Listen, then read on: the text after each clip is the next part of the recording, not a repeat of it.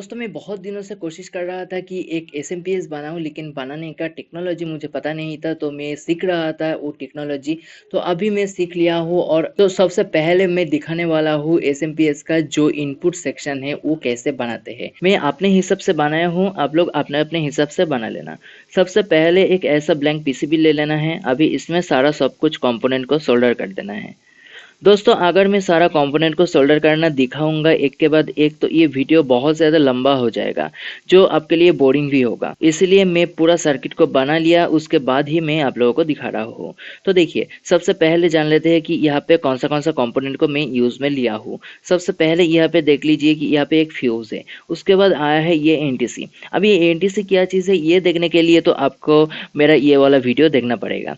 इसके बाद आ रहा है यहाँ पे रेसिस्टर, और ये रहा एक एमओवी। यहाँ पे दो कैपेसिटर को मैं यूज में लिया हूँ, एक ईएमआई कॉइल को भी यूज में लिया हूँ, और उसके बाद एक ब्रिज रेक्टिफायर को मैं यूज में लिया हूँ। उसके बाद मैं यूज में लिया हूँ एक एलसी सर्किट का। अभी सर्किट को समझते हैं। यहाँ से मैं एसी मेन लाइन को दे रहा हूँ। अभी सबसे पहले ये फ्यूज से गुजरेगा। फ्यूज क्या काम करता है, ये प्रोटेक्ट करता है हमारे वायरिंग को, ताकि जल ना जाए। उसके बाद जा रहा है एनटीसी को। एनटीसी क्या काम करता है, एनटीसी बेसिकली एक इनरश करंट को लिमिट करता है। यहाँ पे नीचे देख सकते हैं 200 ओम में लिखा हुआ हो, यहाँ पे एक रेजिस्टर लगा हुआ है, लेकिन यहाँ पे मैं 22 ओम का ही सिर्फ रेजिस्टर लगा हुआ हो। उसके बाद आता है एक 470 नैनोफैरड का और 450 वोल्ट का एक एसी कैपेसिटर। ये कैपेसिटर बेसिकली एसी में प्रेजेंट बहुत ज़्यादा नॉइज होता है, तो वो सारा सब कुछ नॉइज को रिड्यूस करने के लिए ये वाला कैपेसिटर यूज़ किया गया है। उसके बाद में यूज़ किया हो एक ईएमआई फिल्टर को। तो ईएमआई फिल्टर क्या करता है, बेसिकली इलेक्ट्रोमैग्नेटिक जो इम्पिडेंस होता है उसको कम करता है, जो इलेक्ट्रोमैग्नेटिक इंटरफेरेंस होता है। उसके बाद आता है फिर से कैपेसिटर एक्सेप्टी के लिए। उसके बाद आता है ब्रिज रेक्टिफायर।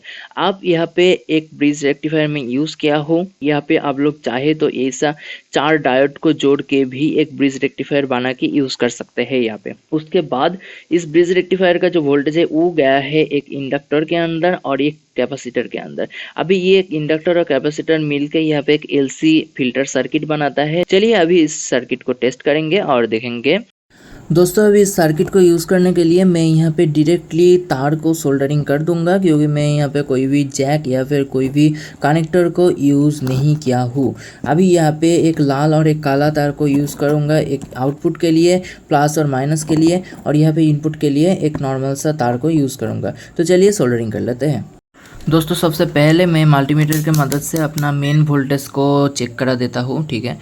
और उसके बाद देखेंगे कि यहाँ पे रेक्टिफाई होने के बाद कितना वोल्टेज आ रहा है। तो यहाँ पे देख सकते हैं 242 वोल्ट आ रहा है, ठीक है।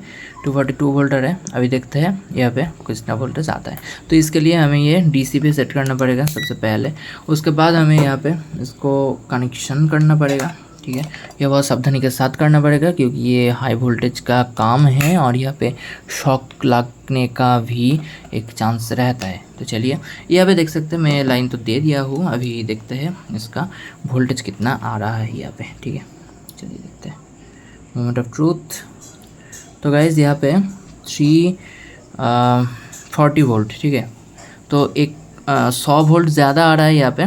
तो यहाँ पे 340 वोल्ट यहाँ पे आ रहा है इसी कैपेसिटर के अंदर से। अभी यहाँ पे एक सावधानी आप लोगों को देखना होगा, क्योंकि यहाँ पे लाइन ऑफ करने के बाद भी यहाँ पे वोल्टेज रहेगा, क्योंकि ये कैपेसिटर चार्ज्ड है। तो इसीलिए आप लोगों को यहाँ पे ध्यान में रखना पड़ेगा कि यहाँ पे सबसे पहले आप लोगों को यहाँ पे डिस्कनेक्ट करना है, और उसके बाद यहाँ पे इसको डिस्चार्ज भी करना है। तो डिस्चार्ज करने के लिए मैं अपना ये सोल्डरिंग आयरन का प्लग लेके आ गया हूँ, और ये बहुत ही सावधानी के साथ मैं इसको यहाँ पे टच कराऊँगा, तो ये डिस्चार्ज हो जाएगा। ये डिस्चार्ज हो गया है। अभी ये देखिए ये डिस्चार्ज हो चुका है, ठीक है। अभी यहाँ पे कोई भी वोल्टेज नहीं मिलेगा। दोस्तों वीडियो कैसा लगा बताइए कमेंट करके। अगर आप नए हैं हमारे चैनल पे तो सब्सक्राइब करना मत भूलिए, और एक लाइक करके मुझे मोटिवेट कीजिए। Thank you, bye bye, take care. दूसरे पार्ट में मिलते हैं।